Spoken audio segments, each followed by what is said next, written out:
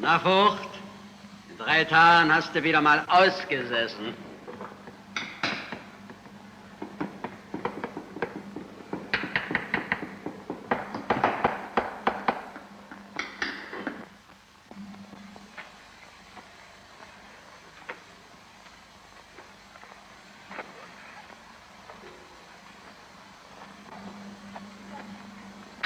...15 Jahre Zuchthaus. 2,5 Jahre, 1,5, 1 Jahr, nochmal 3 Jahre wegen Passvergehens. Im Ganzen 23 Jahre gesessen. Und lauter Dummheiten. Haben Sie das nötig?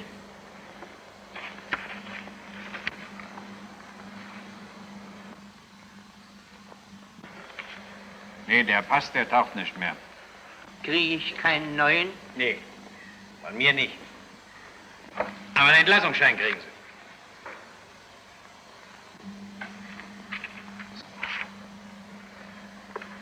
Wollen Sie unterschreiben?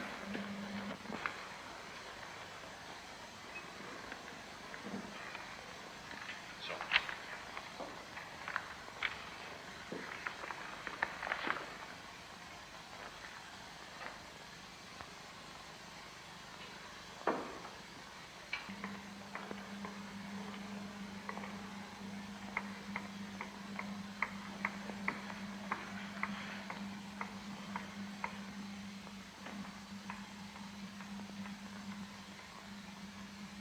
Bei mir nicht.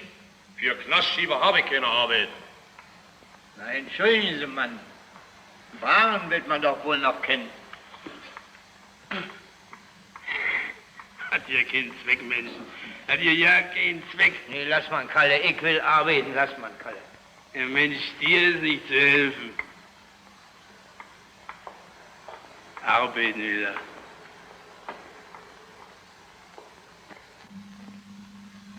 Nee, Babschke, mit der Uniform, da stimmt was nicht. Da ist was nicht in Ordnung, das habe ich ein Gefühl. Herr Hauptmann? Widersprechen Sie nicht. Aber, Herr Hauptmann, Also, Babschke, wenn Sie beim Kommiss so viel widersprechen wollten, da kämen Sie aus dem Kasten überhaupt nicht raus. deswegen hab ich mir ja auch einen Vogel gezüchtet. Sehen Sie, Finger lang und Luftklappe geschlossen. Das wäre kein Sport für Vater seinen Jüngsten. Babschke, halten Sie den Rand. Willi, halt dich gerade. Kann gar nicht mit ansehen, wie du rumstehst. Immer so krumm wie ein Fiedelbohren. Wenn du so weitermachst, kommst du niemals zum Militär. Also, Herr Hauptmann, ärgern sich nicht über den Pojatz. Er ist nicht normal. Aber einen besseren Zuschneider finden Sie in ganz Deutschland nicht. Nee, warum soll mit der Uniform, da stimmt was nicht. So? Sehen Sie sich mal die Taillenknöpfe an. Die sitzen bestimmt nicht vorschriftsmäßig. Willi, bring's Maßbuch. Wer die Sache untersuchen, Herr Hauptmann, sollen sich persönlich überzeugen. Babschke, geben Sie mal Zentimetermaß. Ach, Willi, halt dich gerade. Man kann gar nicht mit ansehen. Schau dir mal Herrn Hauptmann an. Das ist eine Figur. Wieso hat er die Figur? Hat sich gerade gehalten. Das ganze Leben lang gerade gehalten. So, nun wollen wir mal sehen. Also, Herr Hauptmann, Sie haben recht. 1,5 Zentimeter. Also von Ihnen möchte ich erschossen werden. Sie treffen Flohstich mitten Mank in der Mitte. Was ist denn? Na, was wollen Sie denn? Wollen Sie was? Haben Sie was abzugeben? Nee. Na, was haben Sie hier denn zu suchen? Was wollen Sie denn hier? Ich wollte mal nur mal erkundigen. Raus! Betteln, hausieren, musizieren ist bei mir verboten. Ihr habt ja gelacht. Am helllichten Tag in meinem Geschäft unerhört. Na, regen Sie sich nicht. Aufwärmen Sie. Lassen Sie lieber die Teilenknöpfe versetzen. Gemacht, Herr Hauptmann. Wenn Sie wünschen, wird gemacht. Tja, da möchte man ja gerne helfen. Wir sind ja alle nur Menschen. Das kann jedem mal passieren. Man hat ja ein Herz für sowas. Aber die da drin, die Gesellen, die leiden das nicht. Die sind furchtbar kitzlig mit ihrer Handwerkerehre. Probieren Sie es mal bei der Industrie. Die brauchen Maschinenfutter.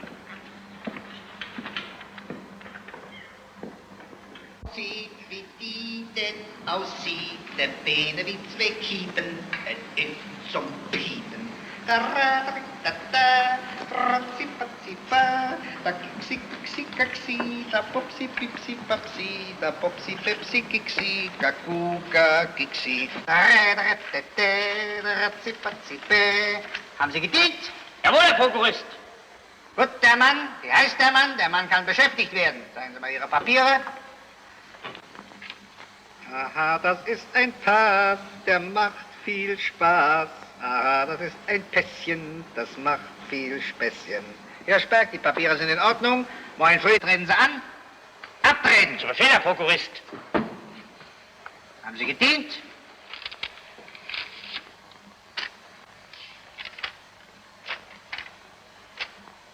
Wo haben Sie gestanden?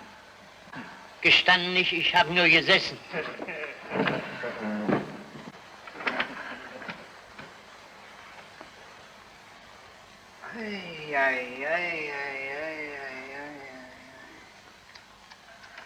Ich bin nämlich vorbestraft, ich sag's aber lieber vorher, denn ich denke mal, in der Industrie, da sind sie großzügig.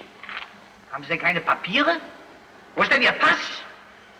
Na, ohne ordentliche Papiere kann ich nicht einstellen. Wo gehen wir denn da hinten? Hier herrscht Ordnung. Jedermann muss seinen Stammrollenauszug in Ordnung haben. Wenn Sie gedient hätten, wäre das gleich ins Blut übergegangen. Ich habe gedacht, hier wäre eine Fabrik. Ich konnte ja nicht wissen, dass hier eine Kaserne ist. Raus! Sie sprechen ein menschlicher Hund. Was machen Sie, dass Sie rauskommen? Wegen Posturkundenfälschung. Das ist ja nun schon so lange her, Herr Kommissar. Ja, da sind sie einfach hingegangen und haben einfach die kaiserliche Reichspost betrügerisch ausgeplündert. Ich dachte, das spielen die gar nicht bei so einem großen Betrieb. Aber dann haben sie mal geschnappt und haben mal gleich 15 Jahre eingesponnen. Ich denke, das ist ein bisschen viel für so ein junges Blut. Darüber steht Ihnen kein Urteil zu. Das Strafmaß entspricht immer ganz genau der Schwere des Delikts. Meins wegen, ist ja auch nur schon lange vorbei. Nee, das ist nie vorbei. Was hier mal in den Personalakten steht, das ist Ihnen so festgewachsen wie der Nase im Gesicht. Wer einmal auf die schiefe Bahn gerät, Ja, das stimmt. was es stimmt. Das mit der schiefen Bahn, das stimmt. Das ist wie wenn sie eine Laus auf eine Glasplatte setzen, da kann sie krabbeln und da rutscht sie egal wieder runter. Na, das sind Redensarten, die kennen wir. Ja, also im Ausland sind Sie auch gewesen, sagen Sie. Na, warum sind Sie denn nicht draußen geblieben? Haben Sie noch Familie in Deutschland? Nee, ja, kam eine Schwester, die ist verheiratet, aber da taugt man ja nicht hin mit all die vielen Vorstrafen auf dem Buckel. Und da weiß wahrhaftig in Gott nicht, warum Sie wieder zurückgekommen sind. Und hat man eben so sehr nach Hause gesehen. Da unten, da sind sie ganz anders und da reden sie ganz anders. Und da hat der Mensch nur seine Muttersprache. Die glauben ja gar nicht, Herr Kommissar, wie schön Deutschland ist, wenn man weit weg ist und immer nur dran denkt. Na, haben Sie jetzt nur wenigstens Arbeit? Nee. Und da kommen Sie mal wieder, wenn Sie Arbeit haben. Denn solange Sie keine Arbeit haben, da kriegen Sie auch keine Papiere. Herr Kommissar, das ist ja nur wie ein Karussell, das ist ja wie eine Kaffeemühle. Ohne Papiere kriege ich keine Arbeit und ohne Arbeit kriege ich keine Papiere. Dann geben Sie doch lieber einen Pass mit einem Grenzvisum, dass ich wieder rüber kann. Dafür sind wir hier nicht zuständig. Wenn Sie einen Pass haben wollen, dann müssen Sie sich an Ihre Heimatsbehörde wenden. Aber Herr Kommissar, da bin ich doch eben gewesen und der Schulze hat mir doch ja nicht angehört. Jemand eine Ortschaft weiter, hat er gesagt. Bei uns bist du Geschichten, der Heimat schämt sich deiner, hat er gesagt. Na ja, sag ich will ja auch nur hier kein Denkmalgesetz kriegen. Ich will ja nur meine Zuständigkeit und da hat er mal gleich rausgeflammt. Nee, da gehe ich nicht mehr hin. Dann regen Sie sich mal nicht auf. Ach, Herr Kommissar, ich rege mich doch nicht auf. Aber ich meine, es muss doch einen Platz in der Welt geben, wo der Mensch hingehört. Sehen Sie, wenn ich keinen Aufenthalt kriege und nicht hierbleiben kann, ja, Gott nochmal, dann muss ich doch einen Pass kriegen, dass ich wieder rüber kann. Ich kann doch nicht mit den Beinen in der Luft baumeln. Das kann doch nur in der Hamster. Na schön. Ihr Gesuch um Aufenthaltserlaubnis, das werde ich weitergeben. Befürworten kann ich es nicht. Dazu ist Ihr Vorleben zu fragwürdig. Und nun Mahlzeit, Schluss. Also ich kriege keinen Pass. Nee. Herr Kommissar, da möchte ich mal einen Vorschlag machen. Herr Kommissar, da möchte ich Ihnen mal vorschlagen, dass Sie mal sofort express nach den Plätzen zurücktransportieren lassen. Raus. Mensch, Sie werden ja frech. Raus! Scher sich raus! Jawohl.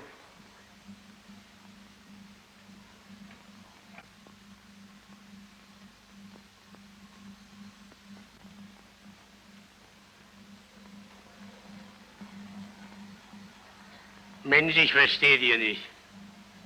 Auf dem Polizeirevier, da ist doch nichts zu holen.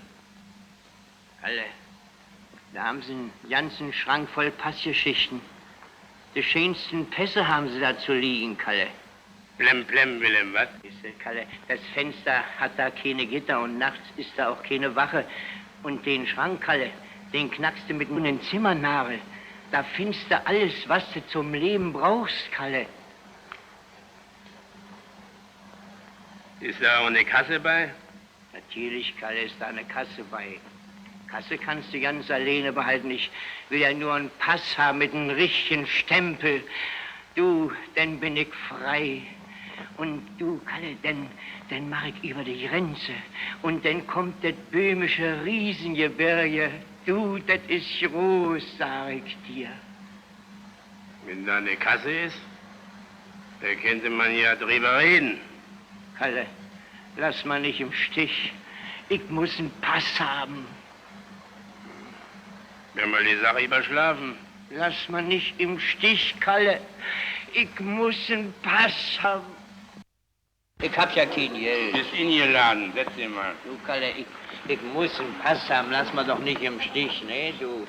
Sieh mal, heute ist Sonntag, da geht's am besten. Na, meinetwegen.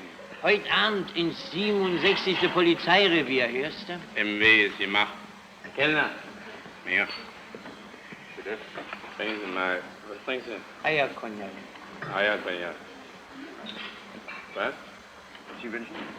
Ja, bringen Sie mal eine Weiße mit Schuss. Ja. Donnerwetter, tadellos. Kolossiv, kolossal, pyramidal, mein lieber Hauptmann, pyramidal. Fein, was? Also der Rückwärtser mit dem linken Effet, dass ich den noch mal nicht selber nicht geglaubt. Das war ein Sonntagmorgenstoß, wie er sich für einen königlich preußischen Hauptmann gehört. Daraufhin können wir uns beide getrost Ihnen Cognac verpassen. Oh, 2 Cognac. Bitte schön auch. Na, Großväterchen, gefall ich dir? Bin so frei und setze mir. Kellner, Gilka. Auch ihr geehrtes Wohlergehen. Das war im Böhmerwald, wo meiner wie. Gut, ist gut, ja, wunderbar. Das war im Böhmerwald, wo. Lass mich doch wünschen, Kind. Oh! 2 Helle, 2 Gilka. Na? Hey, süße Schnecke da, komm doch ran, ja? Hier ist Löhnung, hier ist Kasse. Hier sitzt die Marie. Komm mal hierher. Ja, vielleicht nach dem Auslegungskraft, das Mädchen soll herkommen. Alles Übrige ist mir egal. Nee, ihr seid mir zu ausgewickert. Da gehe ich lieber zu Sierre du Coeur. Und?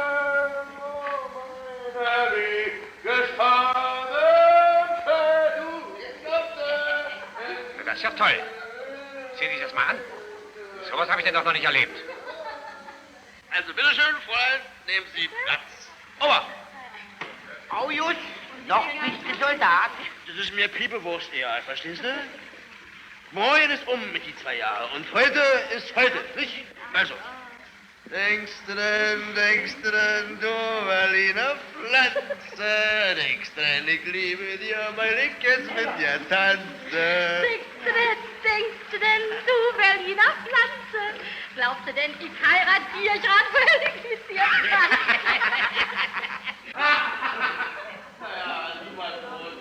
Siehst du, Kalle?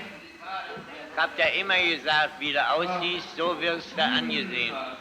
Braucht nur einer zu kommen mit einem bunten Fell und blanke Knäppe. Ja, du vielleicht. Ich nicht. Wollen wir mal sehen.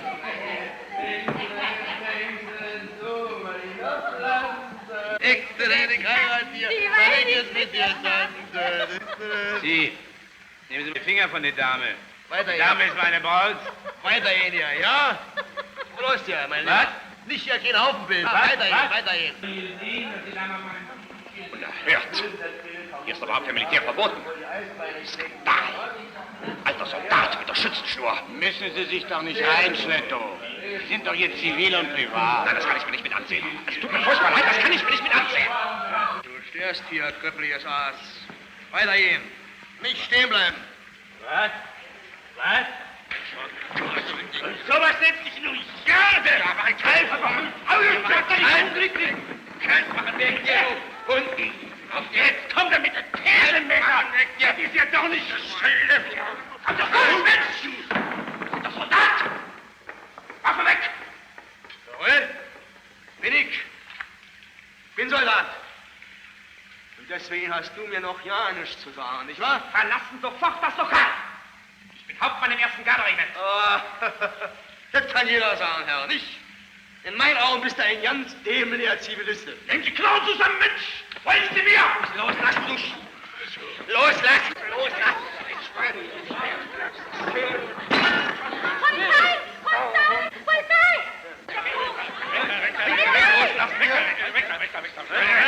Los! Nehmen Sie Mann fest. Beide mitkommen. Seid ihr heim? Ich bin Hauptmann im 1. Garderegiment. Jawohl, ein ganz dämlicher Zivilist bist du. Also, da gibt's nicht. Das war eine Hauerei, da müssen Sie beide weg.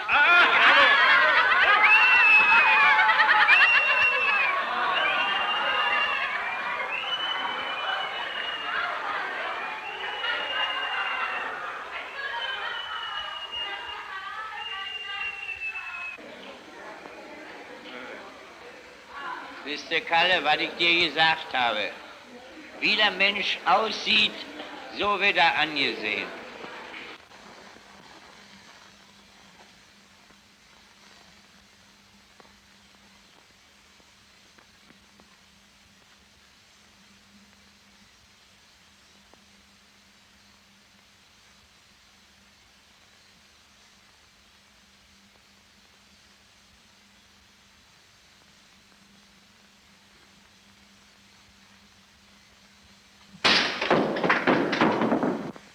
Himmel, Arsch und Zwirn.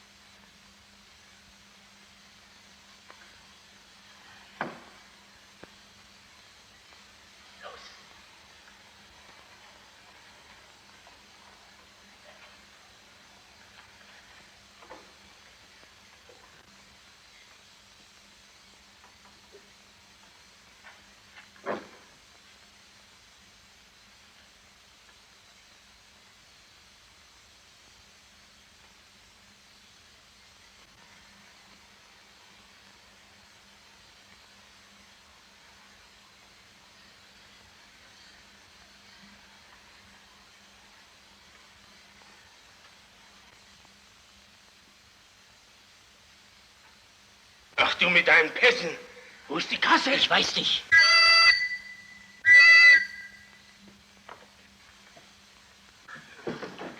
Hände hoch!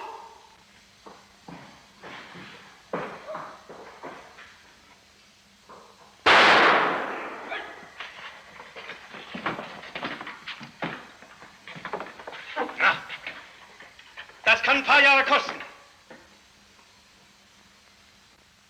Wird der Angeklagte Wilhelm Vogt in Anbetracht seiner häufigen Vorstrafen von insgesamt 23 Jahren Zuchthaus und Gefängnis wegen Posturkundenfälschung, Irreführung der Behörden, Falschmeldung, Passvergehen in fortgesetzter Rückfälligkeit hiermit wegen schweren Einbruchs in ein Amtslokal zu 10 Jahren Zuchthaus verurteilt. So, hier bist du nun zu Hause.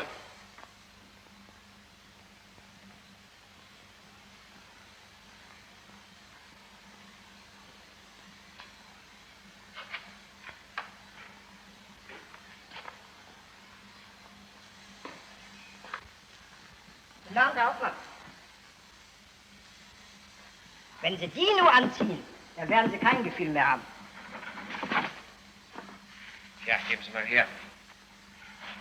Das ist kein Rock, das ist ein Kunstwerk. Ein Stück vom Menschen ist das. Die bessere Haut, sozusagen.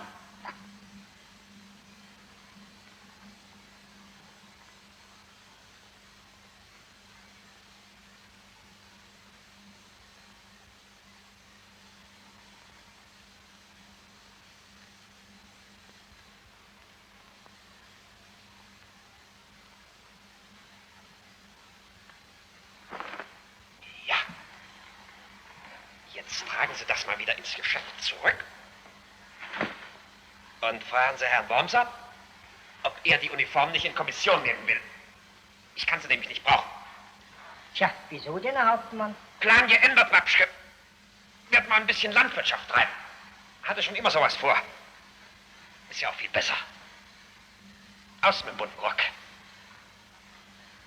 Dann packen Sie schon ein, ja? Dankeschön. Herr Hauptmann, sollten Sie sich das nicht so zu Herzen nehmen. Wieso denn? Was wollen Sie denn? Ich will ja. Ich weiß ja nun nicht. Das Militär ist ja sehr schön, aber es ist nicht das Einzige auf der Welt. Die Welt ist groß und jeden Morgen geht die Sonne auf.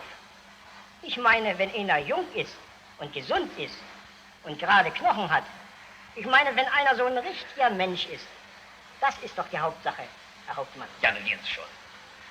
Schönen Gruß an Herrn Wormser. Herr Hauptmann? Guten Abend.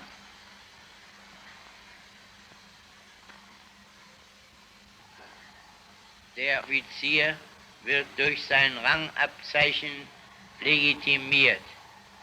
Ein Kommando vor Gewehr verleiht ihm absolute Vollmacht. Aha. Ja.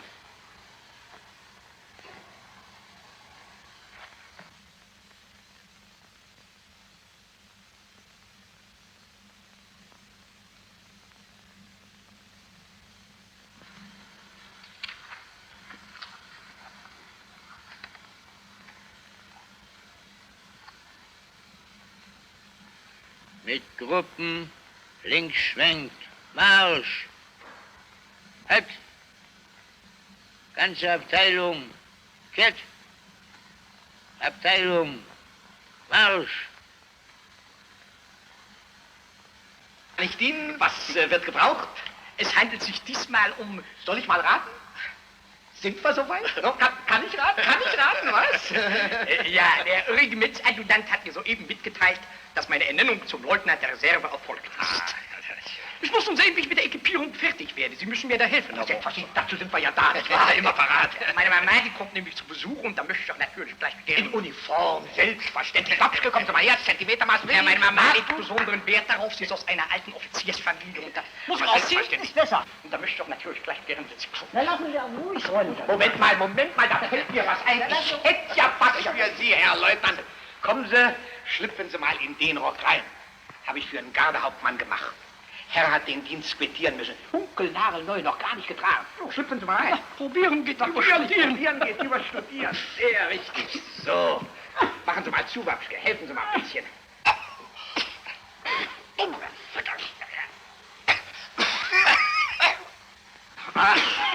Sitzt wie angegossen. Natürlich. Großartig. Ein Tuch, Herr Leutnant, prima. Sehen Sie mal den Glanz. Glanz wie im frisch gewichster Pferdepopo, was? Wapschke, geben Sie mal die Kreide. Kommen Sie mal her. Mal ganz eine Kleinigkeit hier oben, die Falten, nicht wahr? Die müssen weg, dann unten ein bisschen auslassen, nicht wahr? So, aber ganze Kleinigkeiten. Ja, gut. Eigentlich wollte ich mir ja eine neue nach Maß machen lassen, aber... Den Rock nehmen Sie, Herr Leutnant, ne? Willi, schreib mal auf. Uniform für Herrn Dr. Obermüller aus Köpenick. Also, mit dem Rock haben Sie Glück gehabt, Herr Leutnant. Die Uniform tragen Sie noch, wenn Sie mal Bürgermeister in Köpenick sind. Na, so weit sind wir noch lange nicht.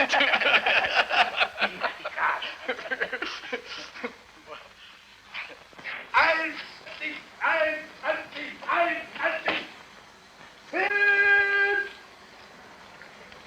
Folgt! 21, Herr Direktor, 23. Folgt! 21. Keeper! Machen Sie doch hier mit. Das geschieht doch alles für Ihre Gesundheit.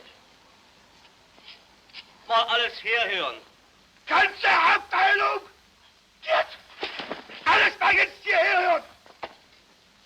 Es gibt da immer noch einige, die nicht begriffen haben, dass wir hier mit allen Kräften bemüht sind, euch das zu ersetzen, was manchen von euch im Folge früher Schicksalsschläge versagt geblieben ist.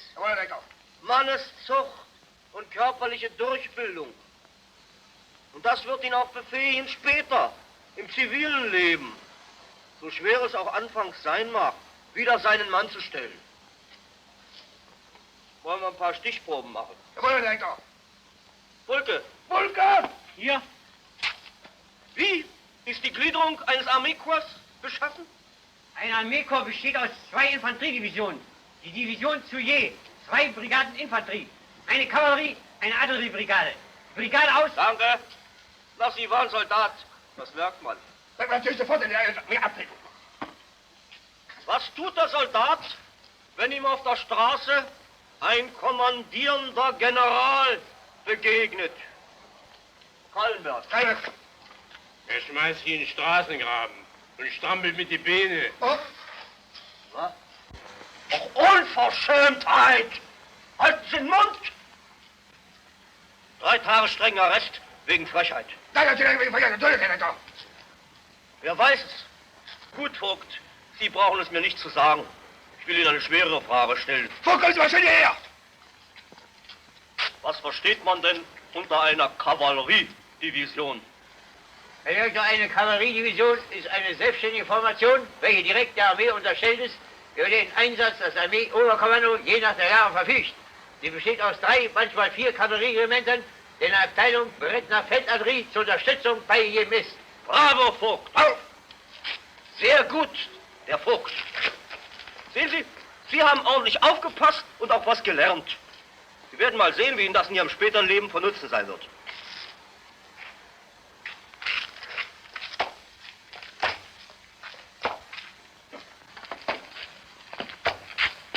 Erstes geht auch Gärtnerin. Wir wollen hier nicht sowohl strafen, als vielmehr bessern. Jawohl, Herr Direktor. Licht, Luft und gesunde Bewegung sollen jedem Gefangenen zuteil werden. In diesem Sinne hat sich die Anstaltsleitung ja auch entschlossen, einige Eichensprösslinge zur Verschönerung unseres Hofes eurer Pflege anzuvertrauen. Wenn diese Pflänzchen einmal Bäume geworden sind, wird mancher von euch, der heute noch voll Sehnsucht einer fernen Freiheit entgegensieht, seine Strafe verbüßt haben und in ein neues Leben hinausgehen, um unter fleißigen und ehrlichen Leuten ein nützliches Mitglied menschlichen Gesellschaft zu werden.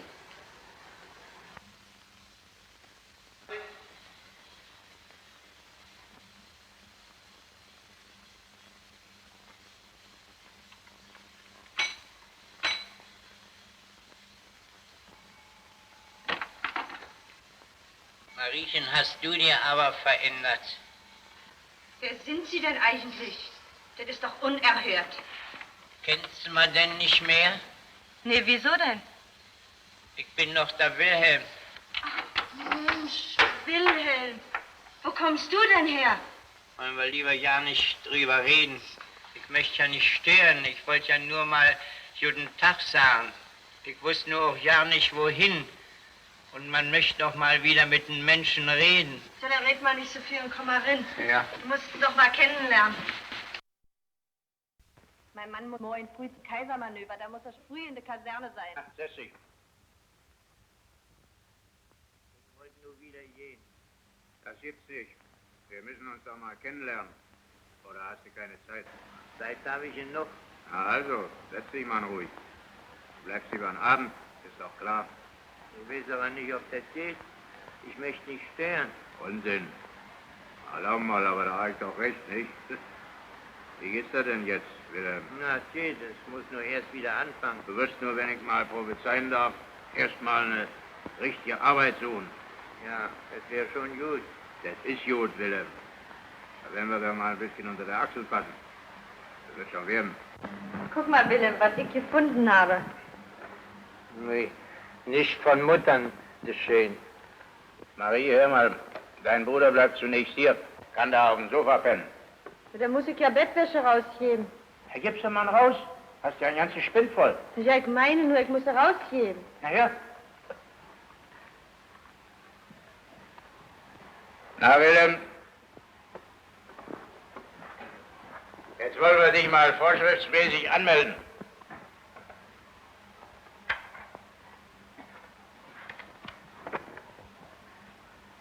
Wann bist du denn geboren? Am 17. Dezember 50. Sag mal, Friedrich, muss denn das sein?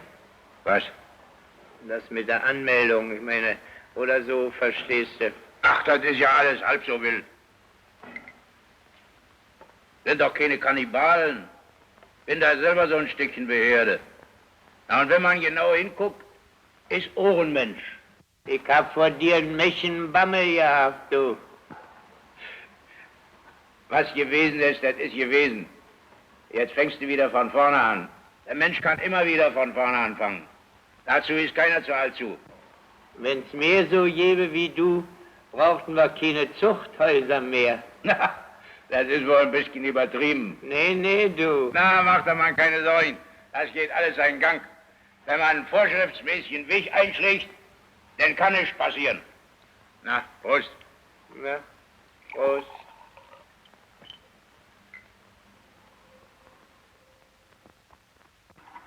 Potsdam. Potsdam 324 Wormser. Ja, hast du's, Mathilde? Gott, ich kann doch nicht zaubern. Wo bleibt dein Fanny? Die Gans liegt natürlich wieder auf dem Ohr. Fanny! Fanny! Fanny! Ja, ich muss um 4 Uhr beim Regimentsadjutanten sein. Wenn mich Wormser im Stich lässt, dann muss es diesmal in Uniform gehen. Ich kann doch nicht nackt zum Kaisermanöver laufen. Potsdam. Potsdam 324 Wormser. Was soll's denn? Die Uniform. Die ist noch nicht gekommen. Na, die Alte zum Donnerwetter, die Alte. Die Olle? Ja, natürlich holen Sie doch. Sie hängt doch unten im Vorplatz. Die soll doch weg. Na, holen Sie her! Ich hol sie ja doch. Person. Das wollen wir mal probieren. Die Unterhose kommt vielleicht noch hin. Gib mal her, gib mal her. Ja, gib mal her. So, schnell. Komm schon. Das wird vielleicht noch gehen. Hilf mir mal. Ja, komm her. So ist das. Ja. Hoppla. So. Na, das geht noch. Das geht noch. Geht klar. Ja, das geht. noch. Mach mal zu, mach zu. Tja, die Hose steht noch. Na, also. Geht, ja? Ja, geht doch. Das geht doch fast gut. So. Hier ist sie. Ich dachte, die soll weg. Denken Sie nicht so viel. Helfen Sie lieber meinem Mann. Was wollen Sie denn? Ich denke, ich soll helfen. Oder denken Sie nicht so viel, da gehen Sie raus. Ach so, nein, das geht nicht mehr, es ist zu eng. Du bist zu dick. Du bist viel zu dick, ich sag's ja schon lange. Ach, Unsinn, der Stoff ist eingegangen. Bin vor 5 Jahren nicht anders gewesen als heute. Ich Halt kann doch doch jetzt nicht herunterschneiden. Halt doch mal still! Was fehlte noch, dass du jetzt schlapp machst, wenn es um die Wurst geht? Au, du tust mir ja weh. Ach. Na, jetzt ist alles aus. Und Wormser hat mir versprochen, um 11:30 die Uniform zu schicken. Jetzt. Potsdam 324 Wormser. Ja? Potsdam? Potsdam? Potsdam! Hier Bürgermeister Obermüller-Köpenick. Oh Gott, Bürgermeister Obermüller-Köpenick. Nein, nicht Spandau. Sie kommt aus Spandau. Köpenick, ja. Ist der Wormser von seiner Wormser Potsdam? Sie haben mir für spätestens Mitternacht die neue Uniform versprochen. Ja, wohl spätestens Mitternacht haben Sie gesagt. Jetzt ist es was? Was? Du, der sagt, er ist gar nicht Wormser. Ist gar nicht Wormser? Wieso denn? Was heißt denn? Wer ist denn da? Was? Meldet sich nicht? Wieso meldet sich nicht? Wieso meldet sich nicht? Mitten in der Nacht? Ach, uns ist ja schon ganz hell draußen. Ist ja 3:30. Ist ja unerhört. Du hast geklingelt. Das hat doch klingelt. Das ist Wormser. Das ist die Uniform. Hier ist er, Herr Bürgermeister. Das war ein Stück Arbeit. Wir haben einen ganzen Kasten Bier verbraucht, damit wir uns konnten aufrechterhalten. Na also, wozu die Aufregung? Wormser wird mich doch nicht im Stich lassen. Na, werden Sie nicht im Stich gelassen, ist ja großartig. Die Uniform war für Mitternacht versprochen. Jetzt kommt sie in letzter Minute. Ich habe den Wagen gleich halten lassen. Die Taxe steht auf 17,50. So, den Säbel her. Präsident, los, die Mütze. Gib her. So, kleine Säbel. So, und gib mal her. Hier, diese Seite. So. Hanni, mein Koffer. Ja, Fanny, ja, der kommt da. Wo? Gleich runter. Ja. Gleich am Satz. So. Na, gefällig. Wunderbar. Also, Kinder, kommt, ihr könnt mich zum Auto begleiten. Habe ich meine Uhr? Ja. Hab ich Geld? Ja, hab ich. Also. Wiedersehen. Das war ein Stück Arbeit, die ganze Nacht in eine Schicht. Hier. Die nehmen Sie als Anzahlung mit Und sagen Sie Herrn Wormse, er soll sie von der Rechnung gleich abziehen. Ach, die? Die bringe ich zum Trödler. Morgen.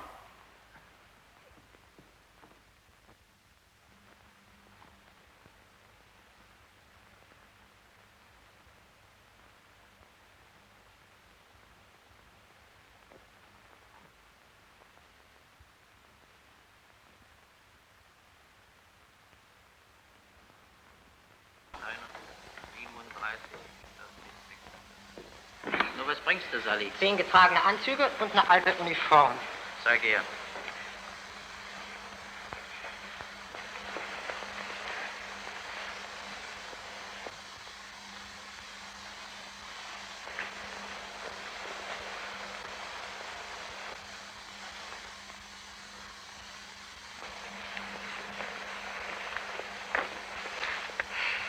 No, von Maskenball wird sie noch gehen.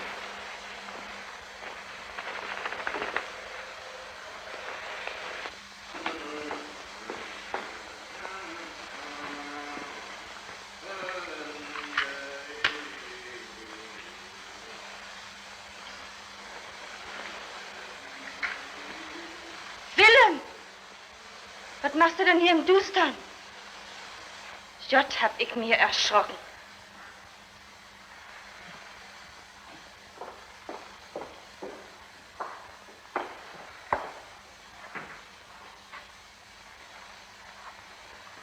Na, Willem. Was ist denn?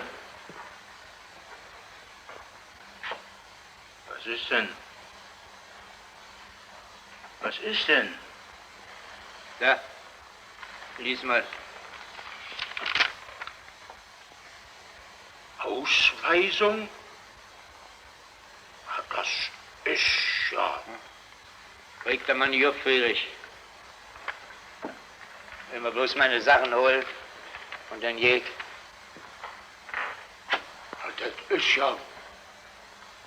Das ist ja ein Unglück, was hier passiert. Unglück? Da ist ja kein Glück und kein Unglück bei. Das ein ganz sauber glattet Unrecht ist das. Bei uns, da gibt's kein Unrecht. Bei uns in Deutschland, da geht Recht und Ordnung über alles. Du weißt das nicht, Wilhelm, du hast nicht gedient. Du kennst das nicht, wie das ist. Wenn du wüsstest, wie bei uns die Offiziere sind. Ja, da macht mal so ein junger Schnösel bei sein Gewiss. Aber die anderen, die richtigen Mensch, da gehen wir durchs Feuer für. Und die machen das auch für uns. Da steht jeder für jeden. Da bleibt keiner zurück, wenn's mal losgeht. Das Vaterland und für die Heimat. Mensch, ich kenne meine Heimat genauso wie du. Genauso wie jeder andere. Aber ich soll mal leben lassen in der Heimat. Ich kann auch sterben dafür, wenn es sein muss. Aber wo ist denn meine Heimat? Im Polizeibüro oder hier in dem Papier? Ich sehe ja keine Heimat mehr vor lauter Bezirke. Nun streiten Sie. Ich will das nicht hören, Wilhelm. Ich darf das nicht hören. Ich bin Soldat. Ich bin Beamter. Das bin ich mit Leib und Seele. Da stehe ich für. Ich weiß, dass Recht bei uns über alles gilt. Ich sag dir zum letzten Mal, rein fügen musst du dich, nicht mängeln gehen. Und wenn's dich zerredet, da musst du eben den Maul halten. Da gehörst du doch noch zu. Da bist du eben ein Opfer. Aber das ist ein Opfer wert. Mehr kann ich nicht sagen. Hast du denn keine innere Stimme, Mensch? Vorhin im Dustern, als ich hier allein im Zimmer saß, da habe ich gehört. Was hast du denn gehört? Die innere Stimme. Und da war sie ganz laut. Und da ist alles totenstill geworden in der Welt. Mensch, hat sie gesagt. Einmal kneift dir den Arsch zu, du auch, hat sie gesagt. Und dann stehst du vor Gott, dem Vater, stehst du vor dem, der alles in dir geweckt hat, vor dem stehst du denn. Und der fragt dir ins Gesicht, Wilhelm Vogt, was hast du gemacht mit deinem Leben? Und ich muss ihm sagen, Fußmatte, die habe ich geflochten im Gefängnis. Und dann sind sie alle drauf rumgetrampelt. Und Gott sagt dann zu dir, geh weg, sagt er. Ausweisung, sagt er. Dazu haben sie das Leben nicht geschenkt.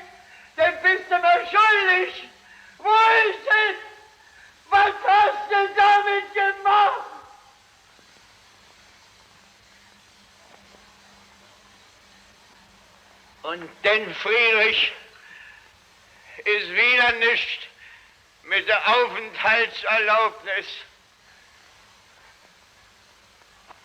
Wilhelm, du pochst an die Weltordnung. Oh Gott. Was hast du denn vor, Mensch?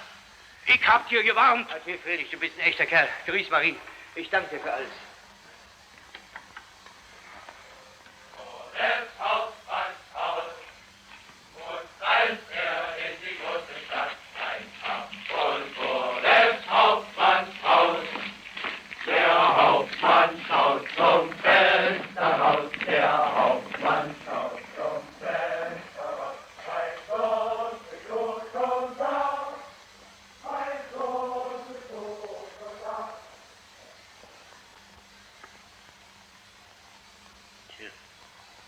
Ich weiß nicht, ob ich soll. Sie wissen nicht. Werde ich Ihnen was sagen? Ich weiß. Nehmen Sie was anderes. Müssen Sie gehen als Hauptmann? Auf dem Maskenball will man sich doch amüsieren. Als Hauptmann werden Sie sich nicht amüsieren. Wird man Sie gleich erkennen, wird man sagen, sieht so ein Hauptmann aus? Nee, ich nehme sie doch. Sehen Sie, das ist ein Wort. Gemacht. Recht haben Sie, Herr Hauptmann. Ein Offizier hat immer recht. Habe ich recht? Hier fehlt ja ein Stern. Als Hauptmann muss doch 2 Sterne haben, das wäre doch ein Oberleutnant. Nun, einen Stern können Sie zukriegen. Sally, bringt 2 Sterne. Was soll es denn kosten? Kosten? Das kann man nicht Kosten nennen. Das sind überhaupt keine Kosten. Für mich sind es Unkosten. Für Sie ist es eine Kapitalsanlage. 20 Mark. Nee. 18. Nee. 16. Nee, 15. Aber da muss ich noch einen Säbel zu haben. Und ja, einen Offiziersmantel. Sally, pack ein. Hat er auch einen Jadestern? Aber gewiss, Herr Hauptmann. Herr Hauptmann denken an alles. Nur mal rasch. Ich habe keine Zeit. Ich muss in Dienst. 10, 12, 14, 15. 15, danke. Danke sehr, Herr Hauptmann. Adieu, Herr Hauptmann. Auf Wiedersehen, Herr Hauptmann. Viel Vergnügen, Herr Hauptmann. Auch, Herr Hauptmann.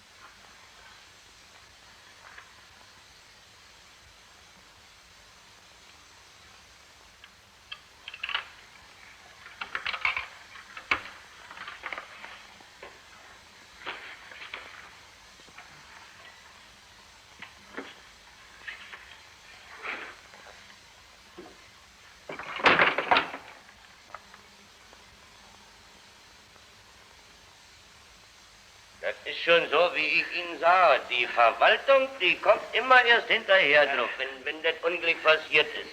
Ich kann Ihnen sagen, da müsste man mal... Entschuldigen Sie mal, einen Moment. Wenn ich so früh aufstehe, dann geht es immer nicht. Und daher muss ich dann ganz plötzlich...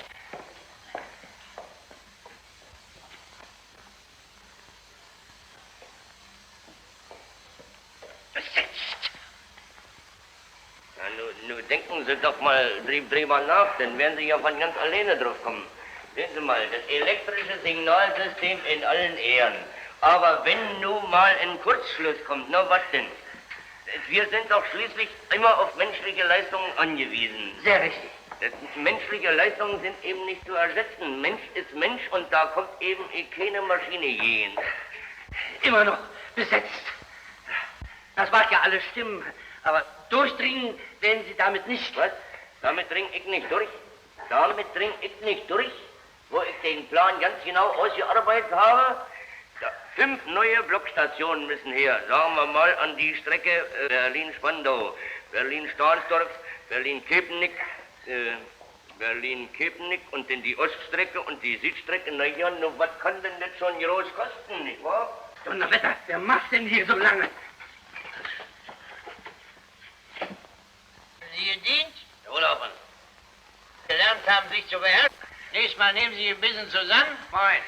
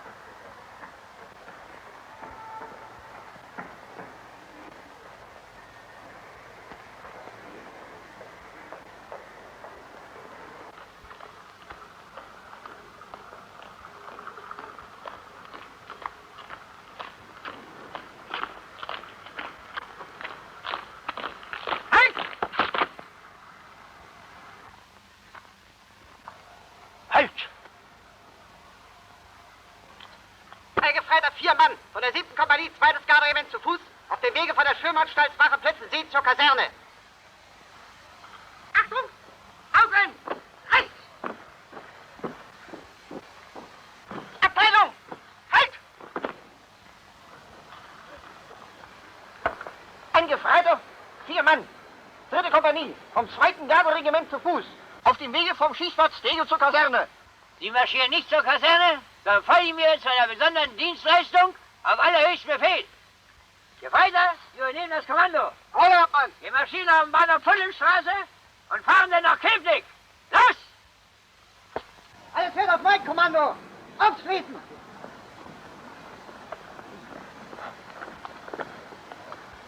Im Gleichschritt! Marsch!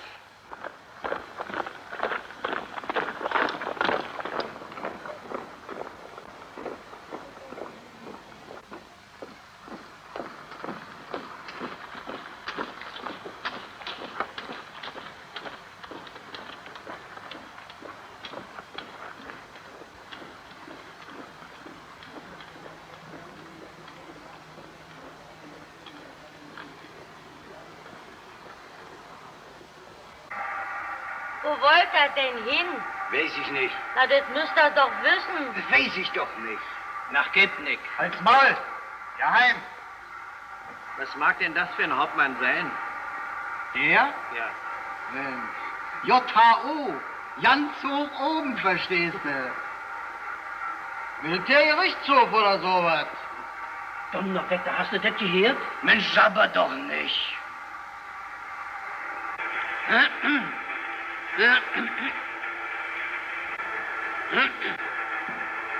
Sie, Nichtraucher. Pardon, Herr Hauptmann.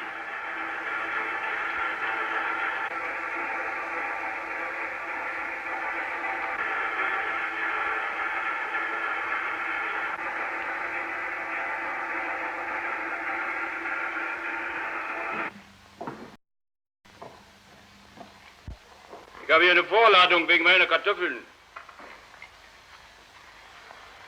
Ihr durft mal 12 B, 2. Stock links, geradeaus, der Gang rechts mittendurch. Das finde ich nie. Können Sie mir nicht vielen? Hab mehr zu tun. Ja, das scheint mir auch so.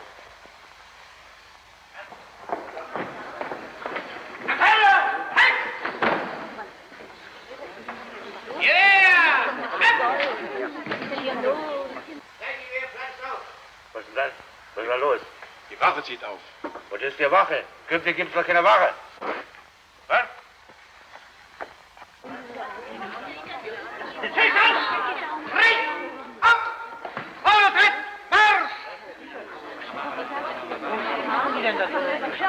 Hallo!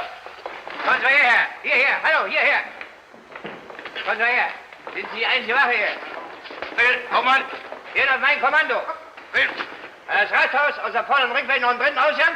Herr Hauptmann, nur durch den Ratskeller, sonst gehen. Ist gut. Einmal bleibt am Haupteingang, zweite besetzt das Ringportal, der dritte den Eingang zum Ratskeller. Es betritt oder verlässt niemand das Rathaus ohne meine persönliche Erlaubnis. Belagerungszustand, verstanden? Die Eingänge werden geschossen. Die anderen folgen mir. Vorwärts, Marsch! Die führen mich zur Amtsstuhl des Bürgermeisters. Vorwärts!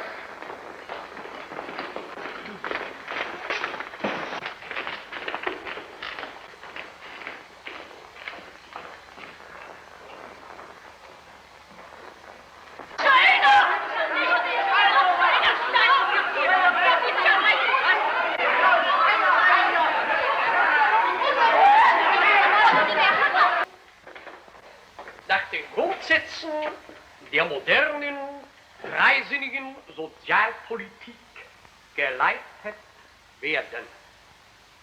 Kann Sie geleitet werden? Ja. Abteilung halt! Wir haben hier in Köpenick keine Garnison und brauchen daher auch nicht wie andere Gemeinden, die hauptsächlich auf die Militärbehörde Rücksicht nehmen müssen. Was soll denn das heißen, Kilian? Wie können Sie denn hier hereinkommen, ohne anzukommen? Die anderen bleiben vorläufig auf dem Gang zu meiner Verfügung.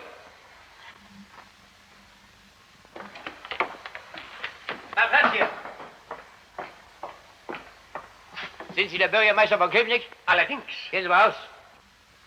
Ja, was soll denn das? Auf allerhöchsten Befehl seiner Majestät des Kaisers und Königs erkläre ich Sie verhaftet, habe den Auftrag, Sie sofort nach der neuen Wache nach Berlin zu bringen. Machen Sie sich fertig. Wieso denn überhaupt? Das muss doch ein Irrtum sein. Genügt Ihnen das nicht?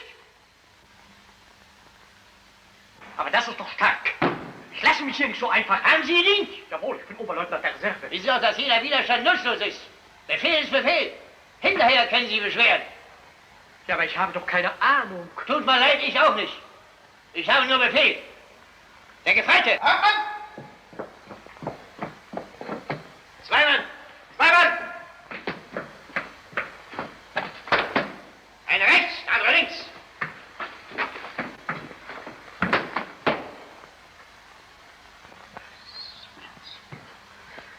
Gefreiter? Hauptmann? Sehen Sie mal nach, was der Polizeiinspektor macht. Jawohl, Hauptmann. Wer hat die Stadtkasse unter sich? Die Stadtkämmerer Rosenkranz. Haben Sie einen Wunsch? Soll ich Ihnen eine kleine Stärkung bringen lassen? Nein, ich danke. Aber wenn ich wenigstens meine Frau benachrichtigen dürfte. Haben Sie Dienstwohnung? Ja, gleich nebenan. Wachtmeister, bringen Sie mal die Frau Bürgermeister her. Aber trapp, trapp, wir bleiben ja nicht mehr lange. Hier, Hauptmann. Bis zu Ihrem Abtransport können Sie ungehindert mit Ihrer Frau Gemahlin verkehren. Natürlich nur unter militärischer Bewachung.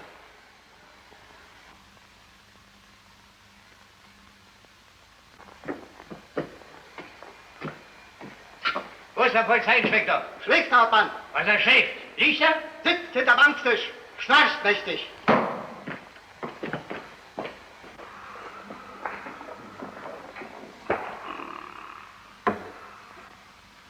Was ist denn? Sagen Sie mal, wie kommen Sie dazu, hier im Dienst zu schlafen? Wenn Sie dafür von der Stadt Köpenick bezahlt? Nein, Hauptmann. Das will ich auch meinen. Bringen Sie mal gefälligst Ihre Kleider in Ordnung. Jawohl, Hauptmann. Dann gehen Sie mal runter auf die Straße. Sie vertreten die oberste Polizeigewalt. Und sorgen Sie mal für Ruhe und Ordnung gefälligst. Jawohl, Hauptmann. Das ist gut.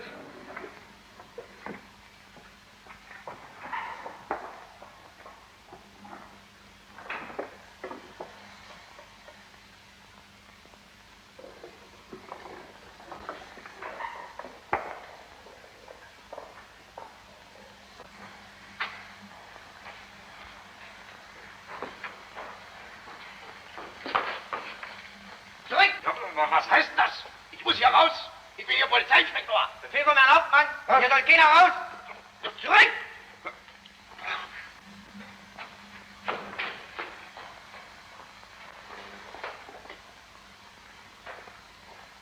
Unerhört Weibergeschichte. Natürlich Weibergeschichte. Das ist jeder von der Garde. Aber ein Jans Orla. Auseinandergehen hier. Alles hört auf mein Kommando.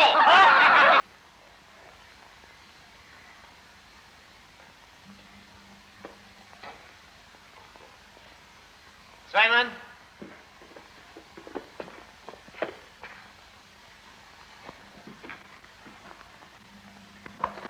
Halt! Stadtkämmer Rosenkranz.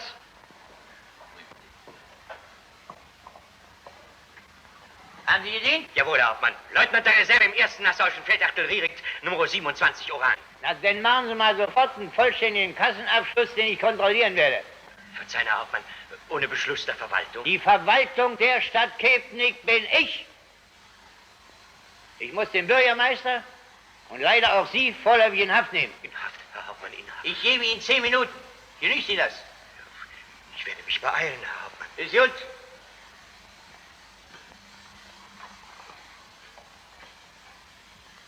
Als Wache hier bleiben.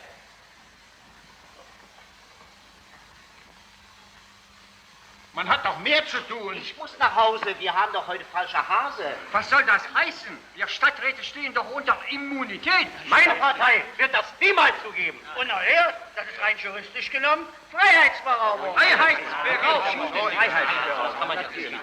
Das ist der Hauptmann sich behauptet.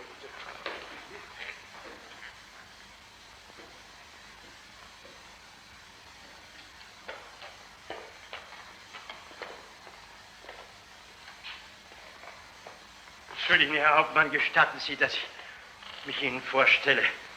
Stadtrat Comenius. Wir sind hier 17 Stadträte und wir hatten eben eine Ausschusssitzung. Möchten wir Sie dringend bitten, dass wir doch nach Hause zum Essen gehen dürfen. Tut mir leid, Durchlass kann nicht gewährt werden.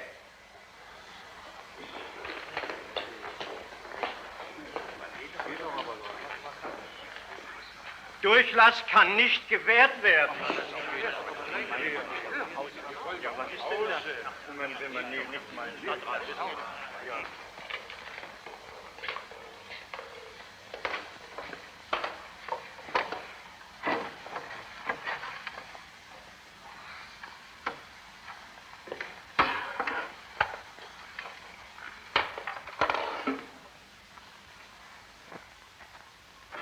Gut, dass du kommst. Um Gottes Willen, was ist denn los? Du kannst doch nicht einfach so da sitzen. Ja, was soll ich denn machen? Ich habe doch alles versucht.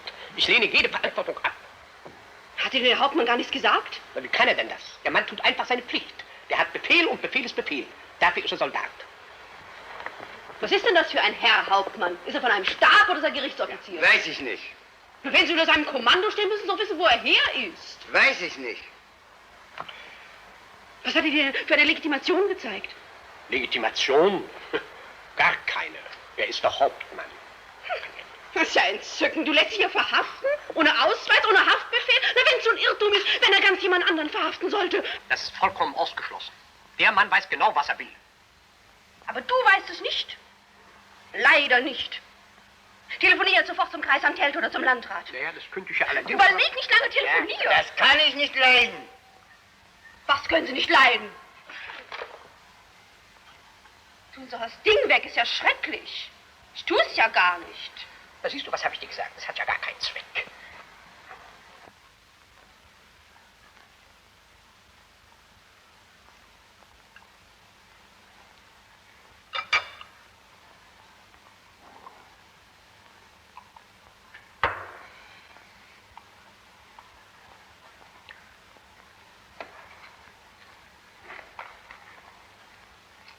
Kellner, Herr Hauptmann?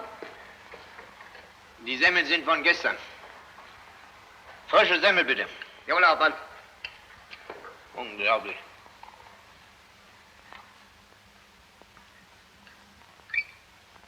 Herr Stadtkämmerer, ich verstehe Sie nicht. Wie können Sie hier einfach die Kasse ausliefern? Ach, Sie haben ja nicht gedient. Waren ja untauglich. Haben Sie eine Ahnung, wie man da reinfliegen kann? Gehorsamsverweigerung und so? 50, 100. Auf 200, Ihre Verantwortung. 300, 400. Na, natürlich auf meine Verantwortung. 500, 600, 700. Befehl ist Befehl. 8, 9, 12, 10. Ach, Sie bringen mich ganz durch hin. Jetzt kann ich wieder den ganzen Kram von vorne anfangen. Lächerlich immer mit ungedienten Leuten.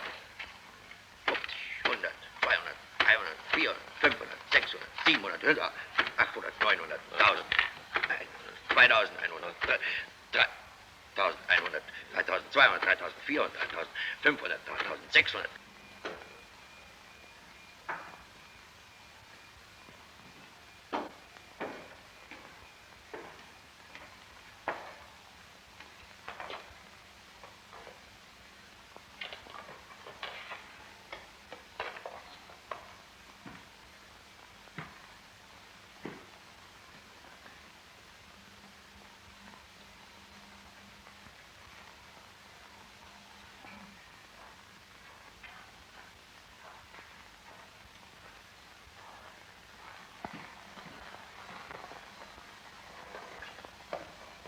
Herr Hauptmann,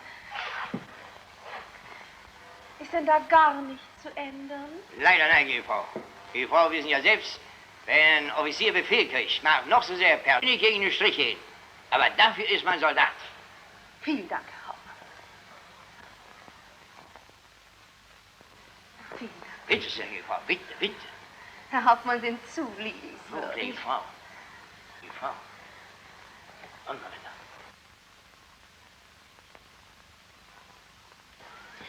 Sagen Sie mal, Wachtmeister, wo ist hier eigentlich die Passabteilung? Verzeihung, Herr Hauptmann, wir haben hier leider keine Passabteilung. Das ist nur in Kreisstädten auf dem Landratsamte. Keine Passabteilung. Ach so, ja natürlich, das habe ich ganz vergessen. Na, das kommt nur auch nicht mehr drauf an. Wachtmeister, sagen Sie 2 geschlossene Wagen. Flott, flott.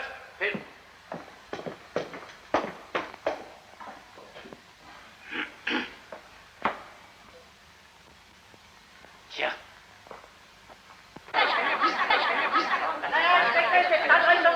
Inspektor, was gibt's denn da drin? Platz da, bahnfrei. Kann keine Auskunft geben. 2 Wagen requirieren, ganz geheim. Platz da, bahnfrei, bahnfrei. So. Sagen Sie mal, hier steht 4.000 Mark und 70. Und was Sie mir da abgeliefert haben, da sind nur noch 4.000 Mark und 37 Pfennig. Wie kommt denn das? Verzeihen, Herr Hauptmann, aber in der Eile, wir haben alles umgedreht. Es blieb trotzdem immer eine Differenz von 33 Pfennigen. Ja, ich bin ja kein Pedant. Man muss doch jeweils mal vermerken, nicht? Ja. Sonst denken die Leute womöglich, ich hätte mal hier die 33 Pfennig eingesteckt, was? Ja, sehr gut, lächerlich. So. Na, was ist los, Kilian? Wissen Sie was? Ich kann keine Auskunft geben. Was heißt denn das, Kilian? Was erlauben Sie sich denn? Was ist das für ein Ton? Ich habe Befehl, Herrn Bürgermeister als Gefangenen nach Berlin zu transportieren. Ich habe mit Gefangenen nicht zu reden.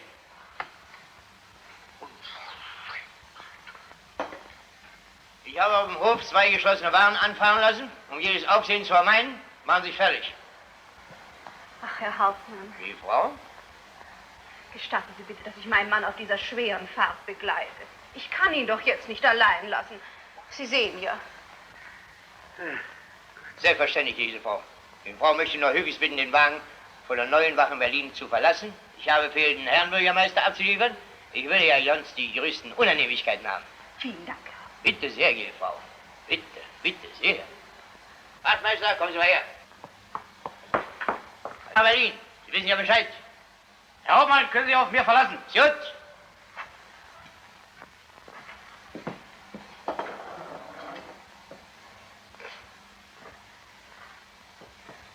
Ohne! Nimm dich doch zusammen.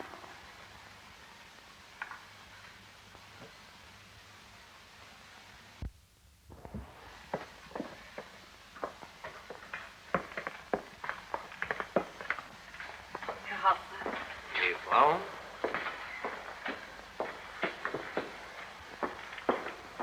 Herr Bürgermeister, wollen Sie mir als Offizier Ihr Ehrenwort geben, keinen Fluchtversuch zu machen?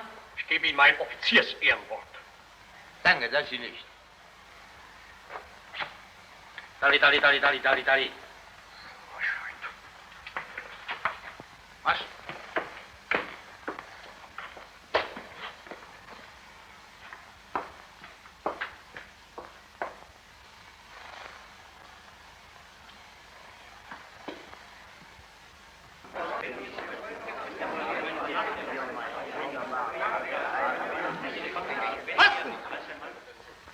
Befehl von Herrn Hauptmann. Für 17 Stadträte Durchlass gewährt.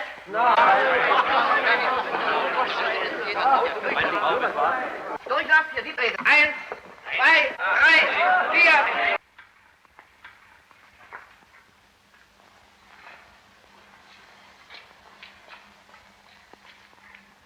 Die Friede gefangen. Wo ist der Wachhabende?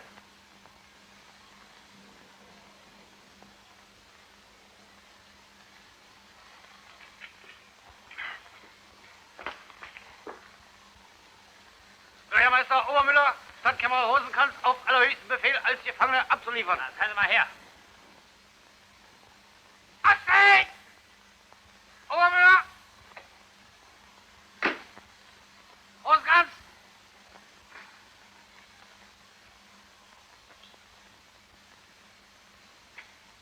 Aber nein, ich meine, zeigen Sie mal Ihre Order her.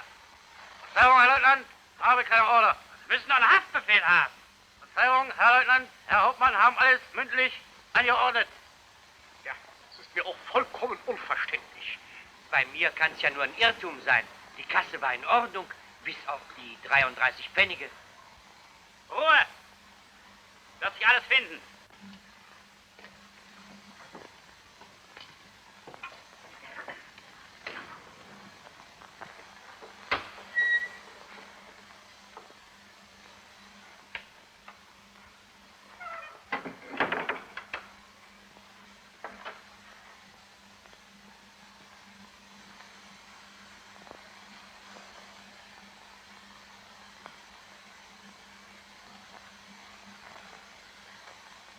Ja, meine Herren, ich kann nur mein aufrichtiges Bedauern ausdrücken. Sie sind einem Bubenstreich zum Opfer gefallen, der ja auch für uns keineswegs angenehm ist. Das ist allerdings unerhört. Ich muss mir vorbehalten, das ist ja empörend. Damit kann man sich doch die ganze Karriere versauen. Hey! Quer! Ab! Hört euch!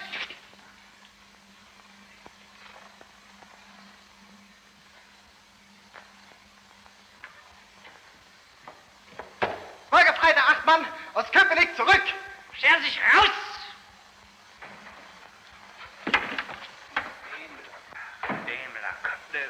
Die Kerzen bleiben hier. Leute, bleiben hier! Tut mir leid. Tut mir leid. Oh, ganz auf meines. Die Öffentlichkeit wird sich mit dem Fall noch zu beschäftigen haben. Glaube ich auch. Meine Frau.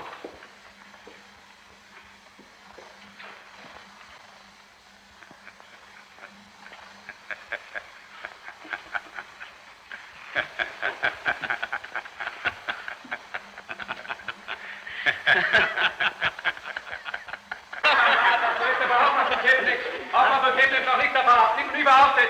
Extrablatt, das neueste Frau Hauptmann von Chemnitz. Extrablatt, Frau Bürgermeister hat mitschuldiert. Extrablatt, das neueste Frau Hauptmann von Chemnitz. Streich eines Hauptmanns das Rathaus von Köpenick überrumpelt?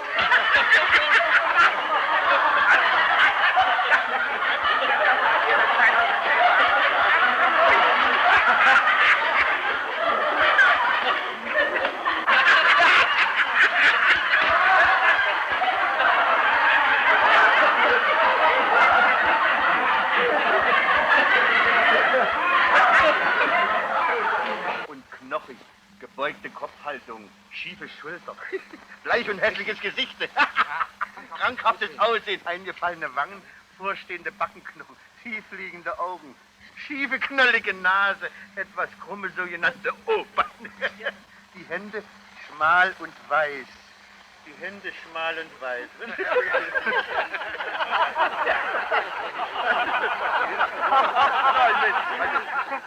Passieren kann dem nicht mehr viel. Nee, die ganze Welt lacht ja, was?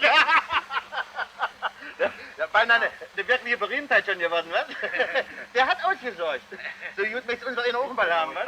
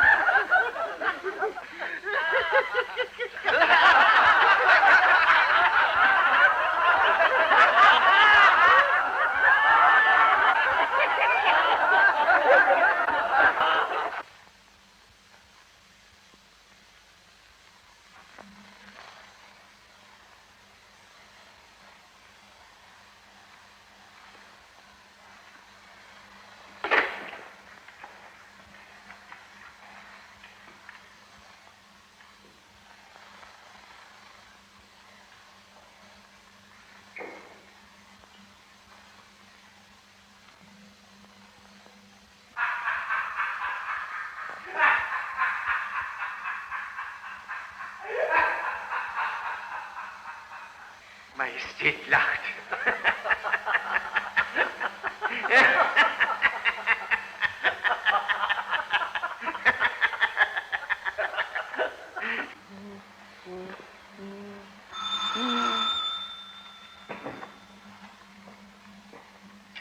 Passzentrale. Ja. Sie werden verlangt. Ja. Schon wieder? Na, ich komme gleich. Schon wieder ein Hauptmann von Köpenick verhaftet. Der wievielte ist denn das? Der 42. Ich ist alle schon ein paar Dutzend.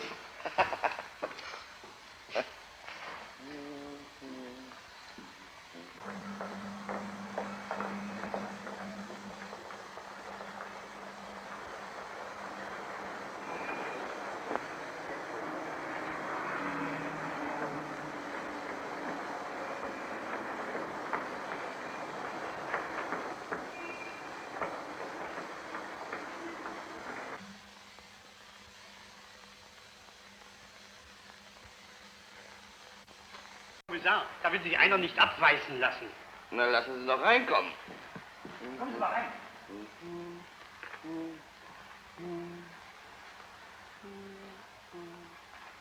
Bin ich hier richtig? Ich komme wegen meinem Pass. Wieso denn? Sind Sie denn hier zuständig? Wie heißen Sie denn? Vogt Wilhelm Schumacher. Ich bin vorbestraft. Ich weiß ja, dass mir keiner zukommt. Ich muss ihn nämlich haben. Wenn Sie mir einen Pass versprechen, dann bringe ich Ihnen den Hauptmann von Köpenick hierher. Wenn Sie mir einen richtigen bringen, verspreche ich Ihnen alles. Aber Wort halten. Ich bin es nämlich selber. Stärken Sie sich mal. Trinken Sie mal ein.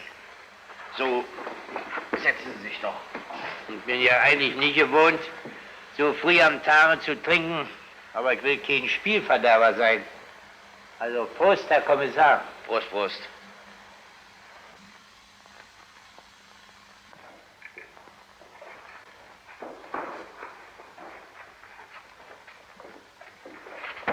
Das ist er.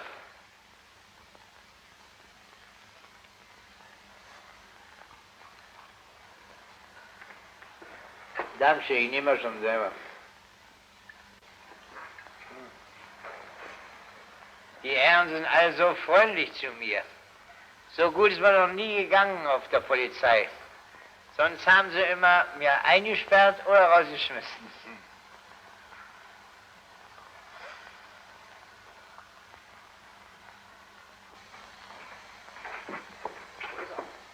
Das ist er. Bitte bleiben Sie ruhig sitzen, mein Lieber. Na, setz dich doch wieder hin. Sehr gerne, wenn Sie auch Platz nehmen wollen. Ja, aber natürlich. Ja. Wir wollen doch mal zusammen plaudern, nicht? Ja. Trinken Sie doch mal. Dankeschön, das schmeckt ausgezeichnet. Ich bin sonst ja nicht so gewöhnt, so zu trinken, aber es schmeckt ausgezeichnet. Na, wenn es Ihnen mal schmeckt. Prost, Herr Präsident. Prost, Prost, das ist ja die Hauptsache. Nun sagen Sie mal, mein Lieber, wie kamen Sie denn auf die Idee, als falscher Hauptmann so ein Ding zu drehen? Und ausgerechnet in Köpenick. Wie kamen Sie denn auf Köpenick? Ja, das war das nächste auf der Bahnstrecke. Ja, aber das war ein Fehler von mir. Da ist nämlich keine Passabteilung. Und wenn ich das wohl bedacht hätte, dann wäre ich nach Teltow aufs Kreisamt. Na, da haben die Teltower ja noch mal Dusel gehabt, was? ja, aber dann hätte ich einen Pass. Und dann können Sie mir hier nicht so fein bewirtschaften. Na, das muss übrigens ein furchtbarer Trottel sein, dieser Herr Oberbürgermeister Müller. Nee, Bürgermeister Obermüller. Ach so. aber sagen Sie das nicht, der Mann ist gar nicht so uneben. Das wäre Ihnen ganz genauso passiert. Das wäre Ihnen, allen meine Herren, ganz genauso passiert. Das liegt so in der Natur der Sache. Ja, und da hatten Sie nun gar nichts vorbereitet? Sind einfach auf die Straße gegangen, haben die erste beste Wache angehalten und sind mit der nach Köpenick gefahren? Ja, ich habe mir die Uniform angezogen, dann habe ich mir selber einen Befehl gegeben, dann bin ich los und habe den Befehl einfach ausgeführt. Glück haben Sie gehabt, mein Lieber, das muss man schon sagen. Glück gehört zur Kriegsführung. Glück ist die erste Fordernis der Feldherrengabe. Hat vor mir aber Napoleon auch schon mal gesagt. Wo haben Sie denn die Uniform her? Ach, könnte ich die mal sehen? Die haben Sie wohl umsonst gekauft. Mein lieber Herr, ich habe noch nie in meinem Leben einem Mitmenschen was weggenommen. Ich habe immer nur mit den Behörden gekämpft. Ach, zeigen Sie doch mal her. Ach, ziehen Sie sie doch mal an. Tun Sie mir doch den Gefallen. Nein, lassen Sie mal. Der Mantel genügt. Die Uniform habe ich ja nicht darunter angehabt.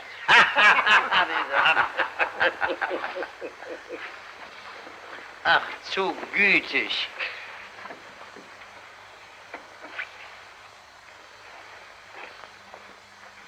Das ist ja großartig. Aber das geht einem ja direkt in die Knochen. Da steht man ja von selber stramm, was? Aber lassen Sie rühren, meine Herren, lassen Sie rühren. Das ist die schönste Stunde während meiner 30-jährigen Dienstzeit. Und das Geld ist auch vollzählig. Ja, ich habe aber einige Spesen gehabt. Ich habe eine kleine Molle getrunken, dann ein Sülzkotelett gegessen und dann habe ich 6 Zigarren A30. Ah. Jawohl, 6 Zigarren A30, ein paar Zeitungen und mein Extrablatt. Trinkgelder habe ich gar nicht berechnet dabei. Aber damit wären Sie doch weit gekommen. Ja, über die Grenze wäre ich schon gekommen, aber dann kann ich nicht mehr zurück und muss man fremde Erde begraben lassen. Nee, ich will nur endlich meinen Pass und dann will ich meine Ruhe. Versprochen ist er und das können Sie auch nun nicht mehr rückgängig machen. Das sind Sie mir auch schuldig, meine Herren. Denn wissen Sie, Sie hätten wir ja doch niemals erwischt. Die paar Jahre, die gehen vorüber, das wäre nicht das Schlimmste. Ich weiß, das kann nicht ewig dauern. Und wenn ich erst wieder rauskomme und dann bekomme ich auch meinen Pass. Na, hier nehmen Sie zuerst mal Ihre kaiserliche Begnadigungsurkunde in Empfang. Da können Sie stolz drauf sein. Und hier haben Sie nun Ihren Pass, mein Pass.